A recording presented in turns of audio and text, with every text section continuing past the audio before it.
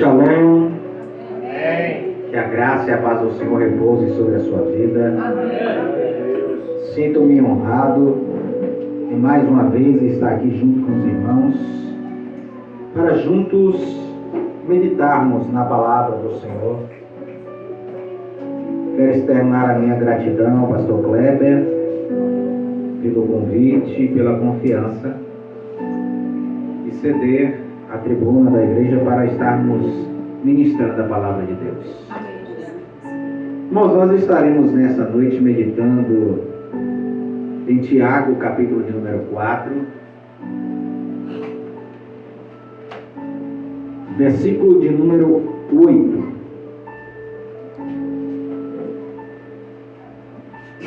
Tiago 4, 8. Vou ler só a parte A desse versículo. Tiago, capítulo 4, versículo de número 8.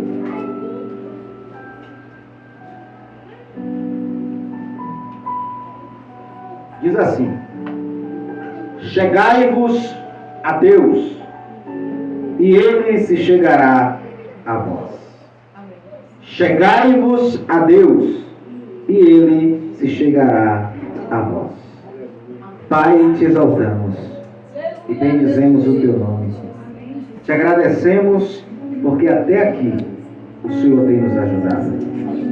A tua misericórdia tem sido sobre as nossas vidas, dia após dia. Aqui viemos para entregar a ti o nosso culto, entregar a ti a nossa adoração, Pai, e assim o fizemos. E nesse instante agora estamos na expectativa de ouvir a tua voz, ouvir aquilo que o Senhor tem para falar conosco, a tua orientação para as nossas vidas. E eu te peço nessa noite, Pai, usa a minha mente e os meus lábios para falar com o teu povo, que eu seja aqui o teu porta-voz, Senhor, e que eu possa falar aquilo que provém do teu Espírito Santo para as nossas vidas.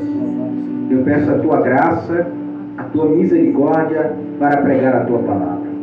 E te peço que a tua palavra ela vá e ela produza o resultado para a qual está sendo enviada, em nome de Jesus. Amém e amém. Podeis se assentar. Glória a Deus. Louvado seja o Senhor. Irmãos, estamos numa campanha hoje finalizando um tema sobre oração. Oração. E eu quero ministrar nessa noite com o tema: por que orar? Por que orar? Por que é que nós cristãos temos que orar? Primeiramente, o que é orar? Para você, o que é orar? Orar no português é suplicar, clamar. No hebraico, a palavra é hit palel, que quer dizer, o significado dessa palavra é julgar a si mesmo. Julgar a si mesmo. Por quê? Antes de nós falarmos com Deus, conversarmos com Deus, nós temos que nos julgar. Nós temos que nos conhecer para poder falar com Deus. Onde é que nós vemos isso? Jesus ele conta uma parábola e diz que 2 homens subiram ao templo para orar. E um dizia assim: Deus, obrigado, porque eu não sou como os outros. Deus, obrigado porque eu oferto, eu dizimo, eu oro. Eu não sou como esse publicano pecador. Enquanto o publicano do outro lado, que não conseguia nem levantar a sua cabeça, mas estava de cabeça baixa, ele dizia: Senhor, eu não sou digno de levantar a minha cabeça. perdoa os meus pecados. Jesus pergunta à multidão, dizendo assim: qual desses dois saiu de lá justificado? Eu vos digo, o publicano. Por quê? Porque ele conheceu a ele. Ele julgou a ele mesmo. Ele viu quem ele era para poder ir falar com Deus. O outro, ele simplesmente agiu com soberba diante de Deus, tentando mostrar para Deus algo que ele não era, tentando argumentar com Deus algo que não era verídico da sua vida. Ele agiu com altivez, com soberba diante do Senhor. E o Senhor é aquele que conhece todos os nossos pensamentos e intenções do coração. A palavra orar, ela aparece 25 vezes na Bíblia. E a palavra oração aparece 123 vezes. E a palavra orou 29 vezes. Por quê? A oração, ela é essencial. Essencial. Porque a oração, ela é o vínculo que nós temos com Deus. A oração é a maneira que nós temos de nos comunicar. É a maneira que nós temos de falar com Deus. Por quê? Deus, ele tinha uma ligação íntima com o ser humano. O ser humano, quando foi criado no Jardim do Éden, ele não precisava orar. Ele não precisava dobrar os joelhos para falar com Deus. Ele não precisava de artifícios, ele não precisava de sacrifícios, ele não precisava de nada para ir ao encontro de Deus, porque Deus estava com ele. Deus estava constantemente com o ser humano. Em todo momento, em toda circunstância, durante todo o dia, Deus estava. Porque eles tinham uma ligação íntima, completa. Eles não estavam desvencilhados um do outro, separados um do outro, não, eles estavam intimamente ligados. Porque Adão, quando estava ainda no jardim, ele era a semelhança de Deus. Ele tinha um caráter até então inabalável. Até então, ele tinha sua estrutura emocional inabalável, completa. Porque ele era perfeito. Ele era perfeito. Deus o havia criado assim. A sua imagem e a sua semelhança. Até que então ele pecou. Isaías, ele vai dizer que o que faz separação entre Deus e o homem é o pecado. Então, a partir do momento que Adão peca, ele perde a comunhão, ele perde a intimidade, ele perde a essência. E agora ele vai se esconder com medo. Porque uma vez que ele perde a comunhão, ele perde a intimidade, o medo toma conta do coração dele. Porque agora ele está longe de Deus. Antes não havia medo no coração de Adão, porque Deus estava com ele.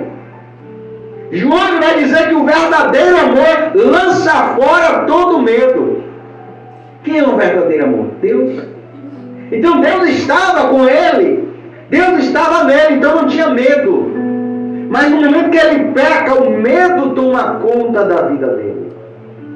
E ele agora vai se esconder, porque ele viu que o que ele fez era errado.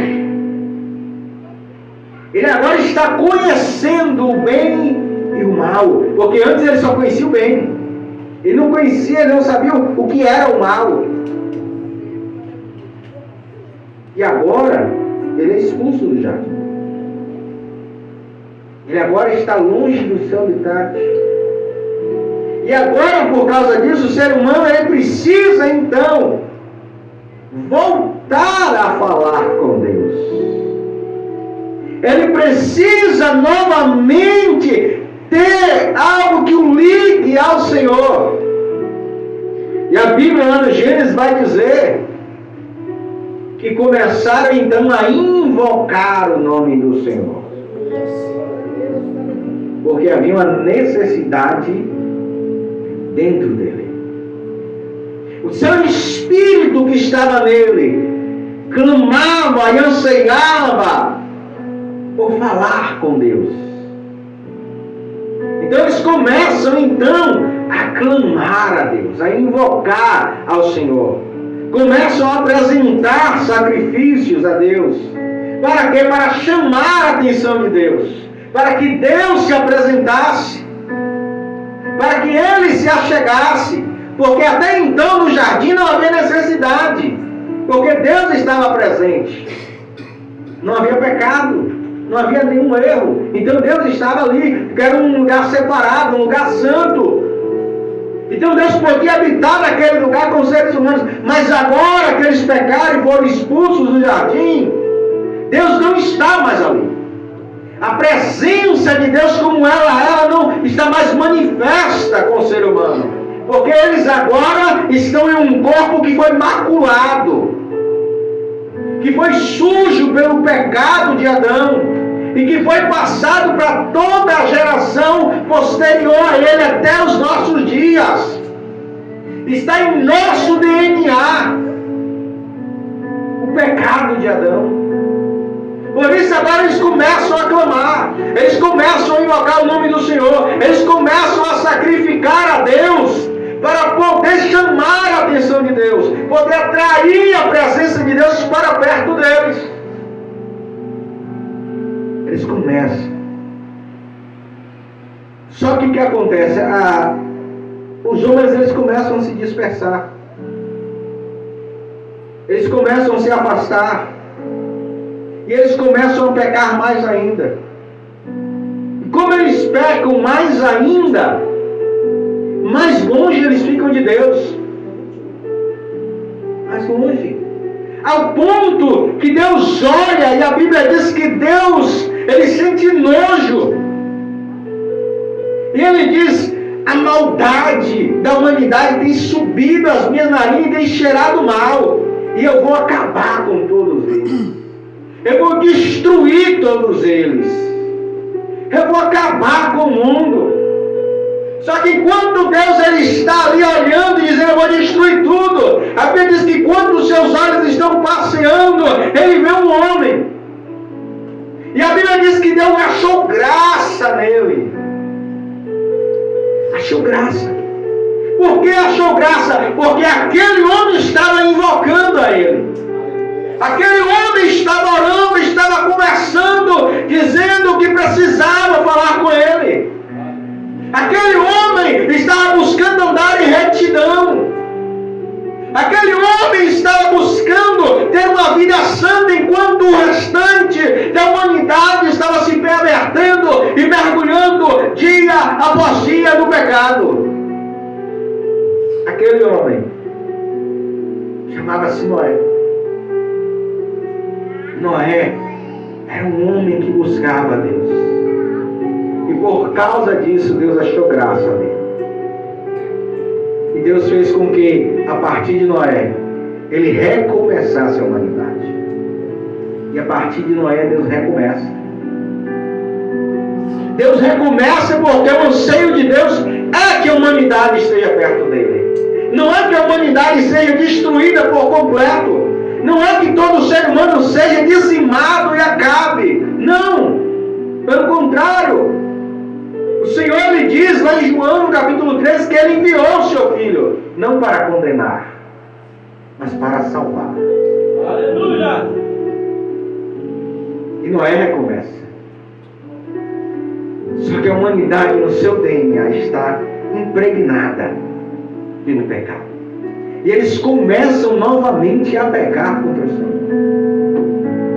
Eles começam novamente a errar. E a Bíblia diz que agora eles começam a levantar uma torre. E ele diz: nós vamos chegar até os céus.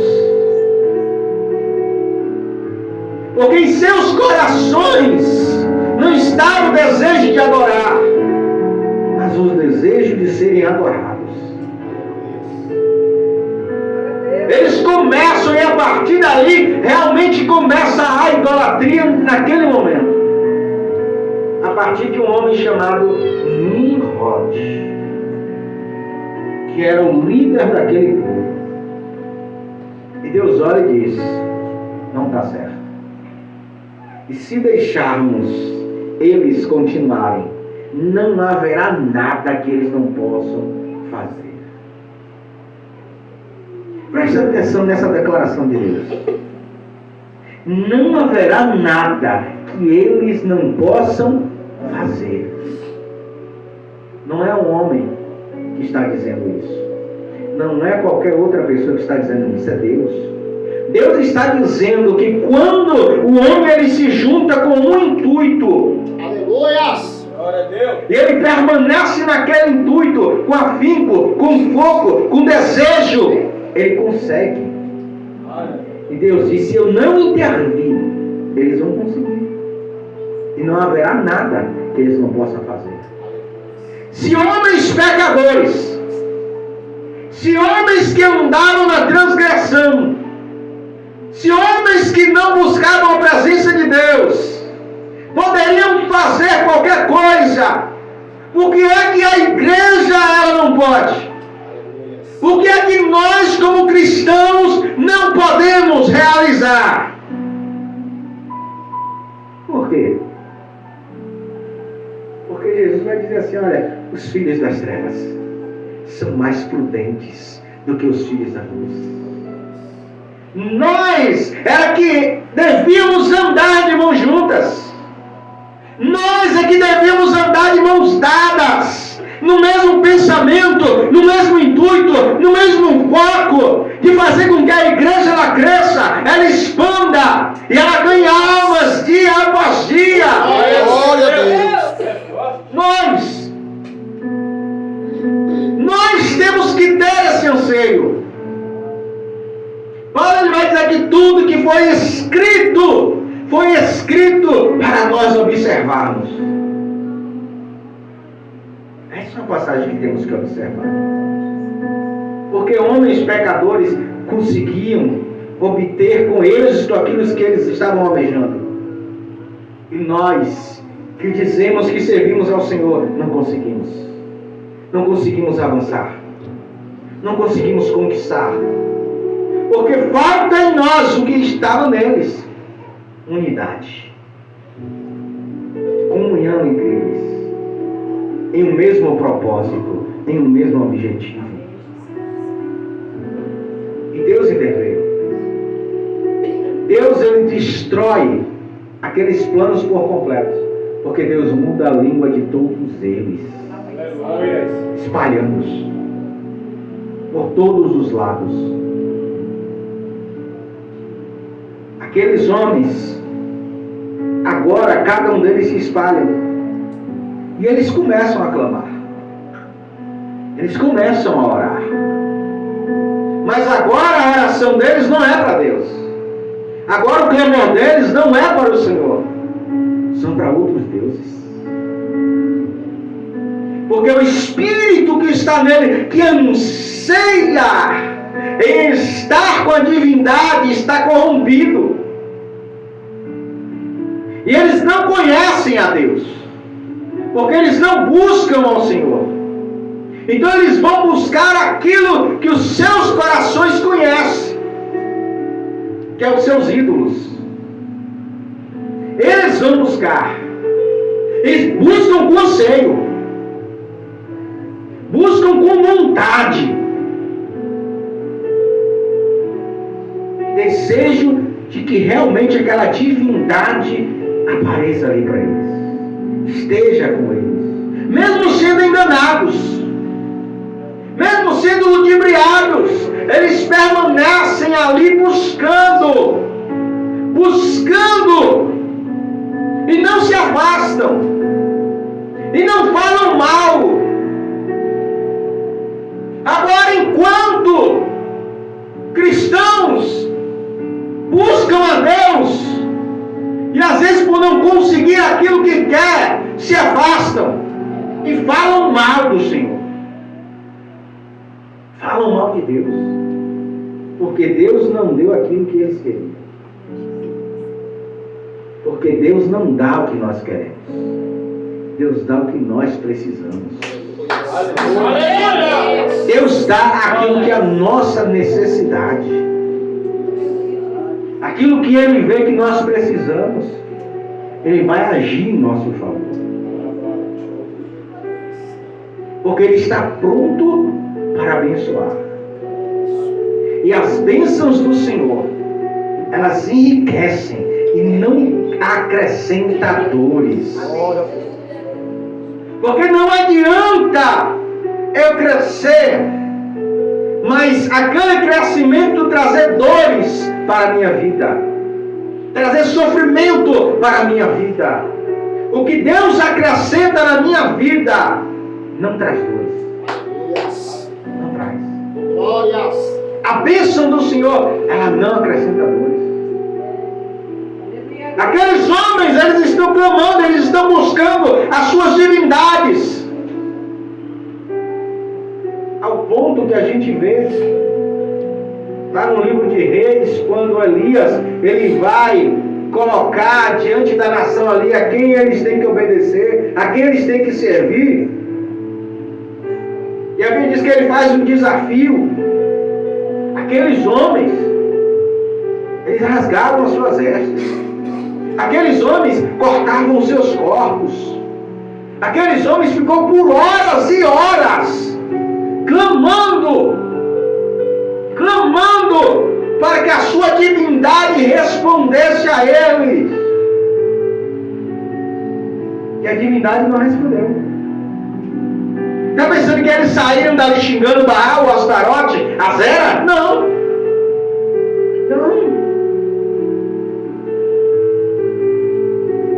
Não respondeu ali, mas eles criam que depois poderia responder. Eles acreditavam. Mas o ser humano, ele se deixa corromper muito fácil. O ser humano, ele se deixa levar muito fácil pela situação, pelas circunstâncias, pelos problemas que enfrenta. Ele se deixa abater com tanta facilidade.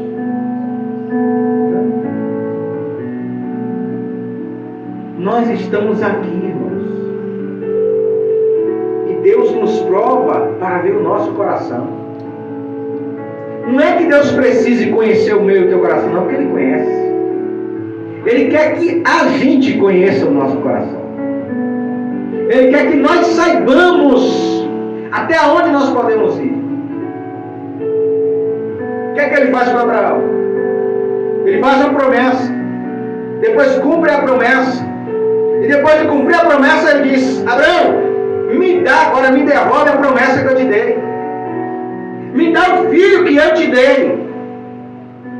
E Abraão vai lá e entrega o filho. Só que Abraão, ele crê, ele acredita. Se Deus fez a promessa, Deus ele vai cumprir. Se Deus disse que Isaac era a promessa que dele viria a geração, Deus ia fazer alguma coisa. É tanto que quando ele vai sacrificar, ele vai entregar Isaac, e ele vai subir, que ele deixa os moços embaixo, ele diz assim: fiquem aí, porque eu e o jovem, nós vamos subir para adorar o Senhor, e nós retornaremos. Ele não dizia: eu vou retornar, porque o lógico seria dizer: eu vou retornar, porque se ele estava subindo para matar Isaac, o corpo ia ficar lá em cima, porque era um holocausto. Tem um holocausto, você pega o animal, você parte ele, abre e depois toca fogo. Então ele ficaria lá. Ele diz: nós vamos subir, mas nós vamos voltar. Aleluia. Abraão cria, diz o escritor de Hebreus, que Deus poderia trazer Isaac de volta dos mortos. Glória a Deus. Forte esse negócio mesmo. Tudo isso porque ele orava. Glória a Deus. Porque a oração é o sustentáculo do cristão. A oração é que faz com que venhamos continuar. Só que a oração dos dias atuais é diferente da oração que os servos do Senhor faziam no passado. Eu anotei aqui pelo menos 4 tipos de oração. A intercessão. Que é intercessão? É quando você intercede pela vida de alguém. Você vai orar por alguém. Por exemplo, Abraão. Deus disse: eu vou destruir Sodoma, Senhor. Você vai matar o justo junto com o injusto? Se tiver 50 lá, você vai matar? Não, não vou matar. O Senhor me permite? Se tiver 40, você vai matar todo mundo? Não, não vou matar. Abraão está intercedendo. A súplica é quando você está num momento de desespero, você precisa que Deus haja na sua vida, como Davi no Salmo 51. Deus, Senhor, por favor, não retira de mim o teu Espírito. Ele está suplicando, ele está se derramando. Aí na presença do Senhor. Aleluia. A oração de agradecimento é aquela que você agradece a Deus. Essa devia estar todos os dias no nosso lado. Em todo momento. Como o Salmo 116, 12. Que darei ao Senhor por todos os benefícios que me tem feito. É a oração imprecatória também. Essa, eu já não aconselho estar orando. É a oração que você pede para Deus destruir alguém. É a oração que você pede para Deus agir com justiça na vida de alguém. Esses dias deu até o maior zoom na internet por causa disso, que um pastor, ele disse que a oração dele era que Deus quebrasse a mandíbula de alguém. Não vou dizer o nome aqui, mas todo mundo criticou ele e ele disse assim: não, é uma oração imprecatória. Davi orava assim: Deus, destrói os meus inimigos. Senhor, age com eles como se eu agiu com Edom. Oração imprecatória. Nós temos que orar para que Deus haja com justiça, sim. A justiça dele, não a nossa. Aleluia. A dele. Não a nossa. A nossa é falha. A Bíblia diz que os nossos atos de justiça para Deus são como trapos de imundícia. Trapos de imundícia. A oração de hoje é a oração de pedinte. A oração dos cristãos dos dias de hoje é uma oração de pedinte. Só dobra o joelho para pedir. Só pedir. Só sabe pedir. E quando Deus não dá, faz mimimi, faz bico, reclama. Porque Deus não deu. Porque não aprendeu ainda que Deus não é nosso mordomo. Deus não é um garçom que a gente sempre pega, Ele traz e entrega. Não, Ele é o nosso Deus. Ele é o nosso Senhor. É o nosso Criador. Aquele que nos dá a vida. Ele faz o que Ele quer, como Ele quer, na hora que Ele quer e como Ele bem quiser. Veja a oração dos homens do passado. Como aqueles homens oravam. Orava pedindo que a presença de Deus se manifestasse. Orava pedindo para que Deus restaurasse. Que houvesse avivamento. Que houvesse renovação. Mas hoje nós estamos preocupados conosco. Com o nosso umbigo. Nós vamos orar. E oramos por nós. Por nós. Por nós. Por nós. Por nós. E sempre pedindo alguma coisa. A maioria da nossa oração não é espiritual, ela é material. É pedindo alguma coisa material. É pedindo para Deus dê alguma coisa material. Não espiritual. Se fosse espiritual, ainda tudo bem. Porque aquilo que Deus dá no nosso espírito é para compartilhar. Aleluia. Se Deus dá um dom, aquele que cura, ele não vai curar ele, vai curar outro. Se Deus dá um dom de profecia, ele não vai profetizar para ele, profetiza para o outro. O único dom que é para nós é línguas. Porque a Bíblia diz que aquele que ora em língua edifica a si mesmo. É o único dom. Os outros 8 é para distribuir. Para a edificação da igreja, diz a palavra. Glória a Deus. E mesmo assim, quando alguém ora em línguas que tem alguém interpretando, é uma profecia para a igreja. É para falar com a igreja. É para falar com o povo que está ali. Por que orar? Porque sem oração, irmãos, não conseguimos sobreviver.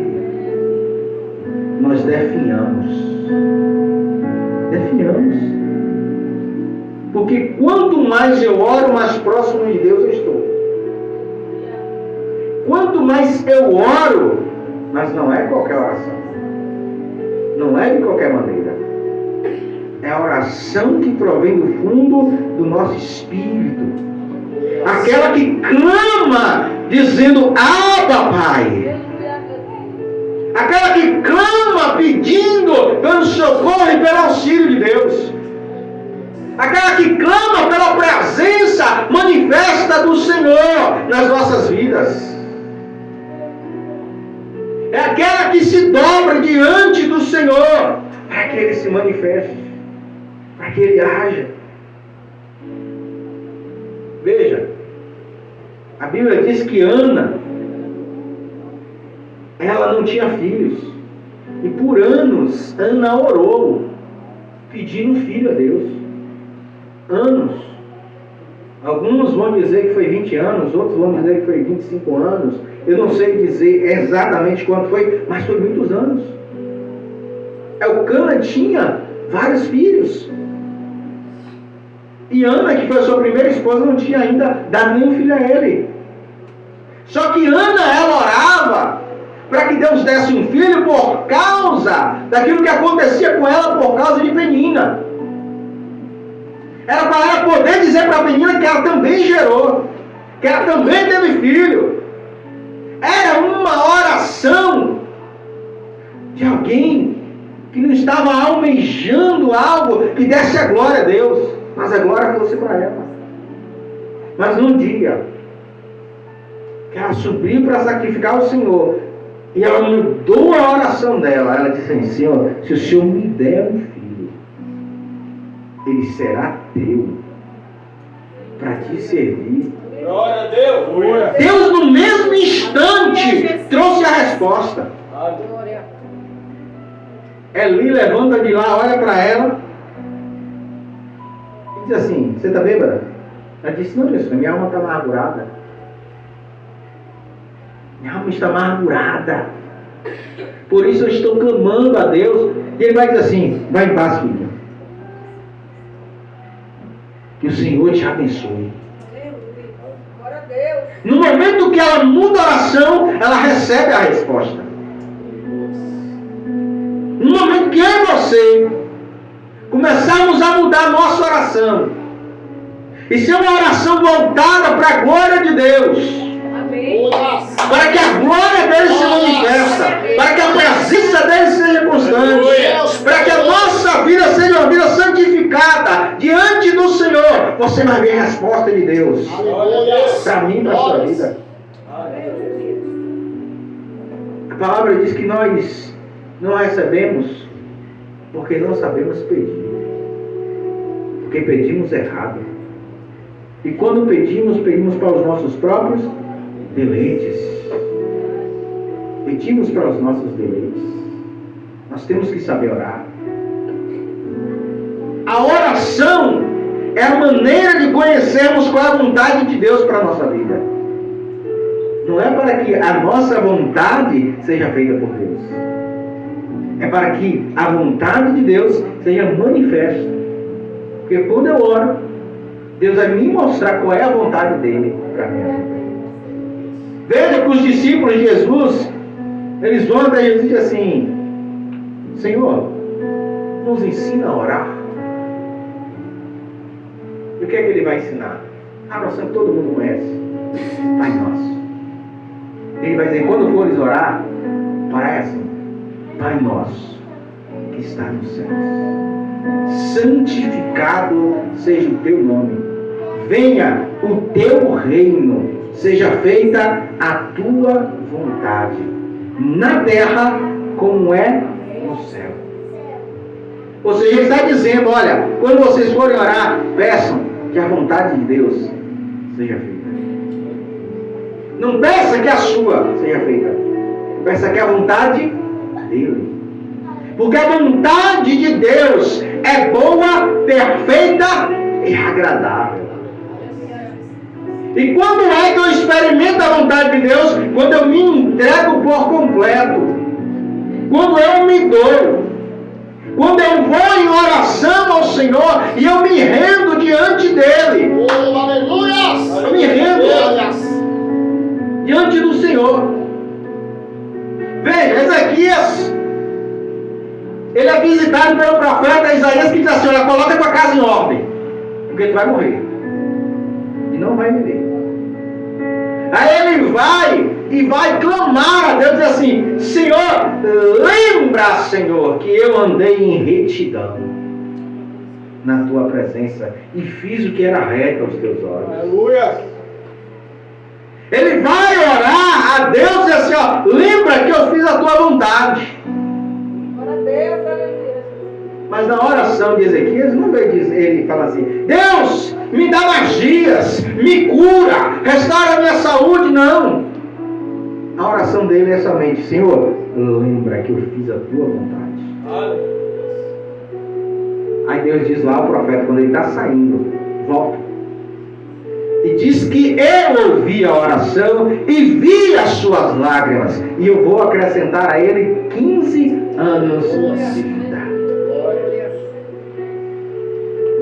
Quando nós paramos para orar, para que a vontade dele seja manifesta, Deus ele vai fazer aquilo que nós precisamos. Amém. O que é que Ezequias precisava? Ser restaurado, ser curado, para que ele pudesse viver mais. E Deus faz. Deus ouve a oração dele, embora ele não pediu isso. Deus vai lá e restaura, cura e acrescenta 15 anos à vida dele. Por quê? Porque ele orou ao Senhor. Nós temos que orar para que Deus ele cumpra em nós a vontade dele. Amém. O seu propósito, a sua vontade. A questão é que às vezes nós não queremos que Deus faça na nossa vida o que Ele quer. A gente quer que Deus faça o que nós queremos. Por isso que nós oramos pedindo tanto a Deus. Deus me dá isso, Deus me dá aquilo, Deus faz assim, Deus faz assado. Não oramos dizendo: Senhor, qual é a tua vontade? Qual é a tua vontade? Nós devemos pedir ao Senhor, para que venhamos entender a vontade dele.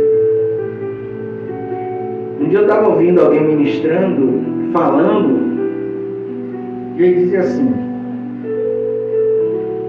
me ensina, Senhor, a pedir o que tu queres que eu peça. Me ensina a pedir o que tu queres que eu peça. O que é que eu vou pedir? Deus, o que é que eu devo pedir? Senhor, o que é que eu devo orar? O que é que eu devo falar contigo? O que é que o Senhor quer ouvir da minha boca nessa oração? Temos que querer o que Deus quer. Querer o que Deus quer para as nossas vidas. A oração é essencial, irmãos. É essencial.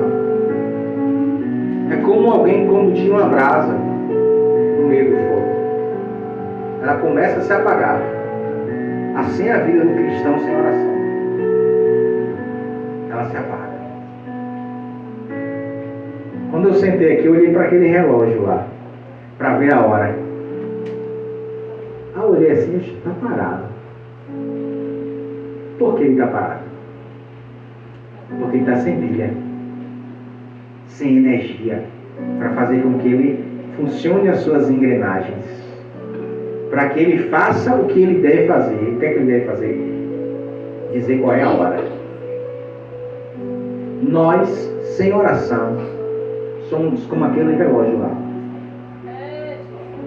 parados, sem cumprir o propósito da nossa vida. Nós, sem oração, não cumprimos o propósito da nossa vida. Deus tem um propósito na nossa vida, mas sem oração nós não cumprimos, não temos energia. Estamos parados, estagnados. Não sabemos qual é o propósito. Não temos energia para isso. Por isso a oração é essencial. Essencial para nós. Para que venhamos ter uma vida de propósito. A maioria de nós não sabe qual é o propósito de Deus para a nossa vida. Que não ora a Deus, pedindo a Deus que Deus mostre. E tem aqueles que oram que Deus mostra, que fogem do propósito. Que foge daquilo que Deus quer para a vida dele. Deus já mostrou, Deus já falou o que era, mas ele está fugindo porque ele quer outra coisa. Porque ele quer que Deus faça aquilo que ele quer, não o propósito que Deus já mostrou para ele. Mas eu posso ter êxito naquilo que eu quero? Pode. Mas não com a bênção de Deus. Eu posso fazer o que eu quiser. E eu posso ter êxito naquilo que eu vou fazer. Mas sem a bênção de Deus. Sem que Deus coloque a mão e diga assim, está abençoado. Porque estou fora do propósito. Estou fora daquilo que Deus determinou para a minha vida. Uma coisa é quando eu faço algo e eu não sei qual é o propósito de Deus para a minha vida. Outra coisa é quando Deus já falou comigo, já revelou o propósito dele e o que ele quer que eu faça e eu vou e saio daquilo. Ah, mas pode. Jonas. Vai, Jonas. A cidade de Nínive te prega. O que é que Jonas faz? Desce para Jope, pega um barco. Quase destrói a tripulação inteira de um barco. Por causa que ele fugiu do propósito. Quase destrói. Quando nós fugimos do nosso propósito, podemos destruir a nossa vida e a vida dos outros. Mas se nós estivermos em oração verdadeiramente voltada para o Senhor, não vamos fugir. Porque em nós estará se cumprindo a vontade de Deus. Sabe quando é que eu oro e que as coisas acontecem? Jesus ele vai dizer, se a minha palavra estiver em vós, e vós estiverdes em mim, vocês podem pedir o que vocês quiserem. Ah, então eu vou pedir um carro? Eu vou pedir um apartamento? Não. Por que não? Porque a palavra de Deus vai estar em você. E você vai estar em Jesus. E quando você for orar, o Espírito Santo falará ao teu coração que é que você vai orar. Você vai começar a orar e você vai começar a dizer assim, por que eu estou orando por fulano? Por que eu estou orando por Beltrano? Por que eu estou orando por essa pessoa aqui? Nem veio na minha mente e surgiu de repente. Por que eu estou orando por essa coisa aqui? Porque a palavra de Deus viva dentro de você. O Espírito Santo ele vai te funcionar. Ele vai te levar a orar pelo aquilo que você precisa orar. Pelo aquilo que Deus quer que você ore. Porque a palavra dele está viva em você. Que você está vivo no Senhor. Por que orar? Porque me liga a Deus. Porque me afasta do pecado. me ajuda a não errar. Me ajuda a ter uma vida de santidade. E quanto mais eu oro, mais eu tenho que estar vigilante, preparado. Porque não adianta eu ser o melhor orador, ter as melhores orações, orar com afinco, orar pelas coisas certas e não vigiar. Jesus ele disse: vigie e ore. Veja que a vigilância vem primeiro. Vigie e ore. É forte, glória. Por quê? Aleluia! Porque a vigilância nos faz estar alertas. E estando alerta, eu consigo orar melhor. Porque eu estou apercebido do que está acontecendo em minha volta. Quando estou alerta, eu consigo perceber a situação e vou saber por que eu devo orar. Por quê? Por que eu devo orar? Porque o próprio Jesus nos ensinou que devemos orar. Porque Ele mesmo orou. E no seu momento mais difícil, Ele chama os seus discípulos e diz assim: orem comigo. Orem comigo. E eles não estavam vigilantes, dormiram. Foi a melhor oração que já teve, a oração de Jesus, porque ela foi regada com sangue. A Bíblia diz que enquanto ele orava, o sangue escorria do seu rosto. Ele verteu o seu sangue naquela oração. No seu momento mais difícil, ele vai dizer: Pai, se puderes, afasta de mim. Olha o que ele ora: Pai, se puderes. O Senhor pode.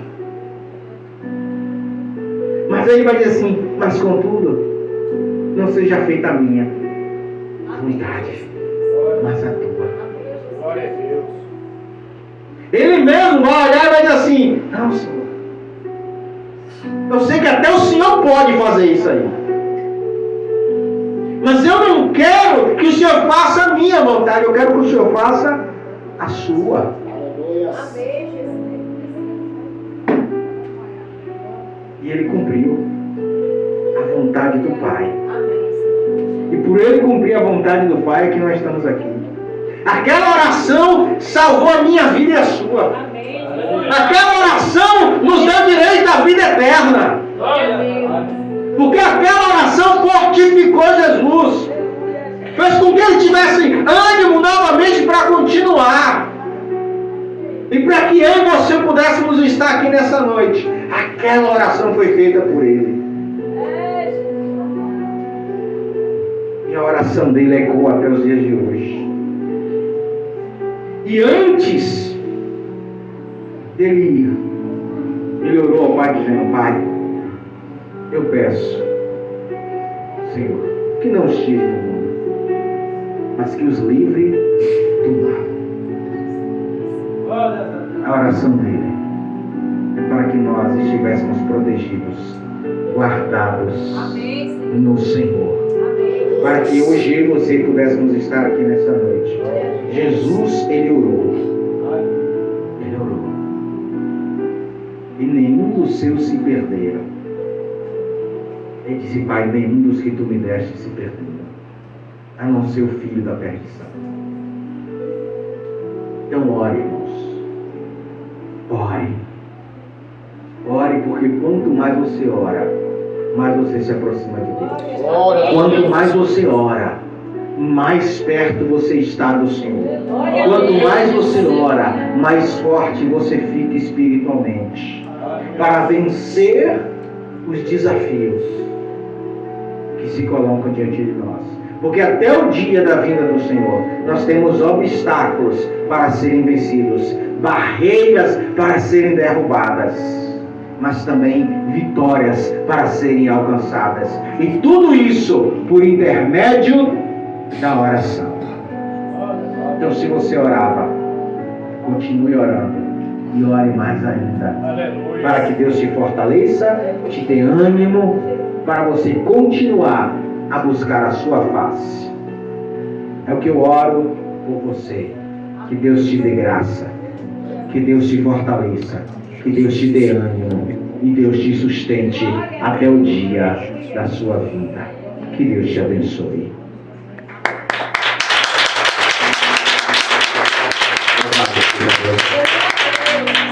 Eu quero agradecer por essa oportunidade ao Senhor que Ele me deu. Estar ministrando a palavra dEle, fazer menção do seu nome. E mais uma vez agradecer o convite do pastor Kleber. Que Deus continue abençoando em nome do Senhor Jesus.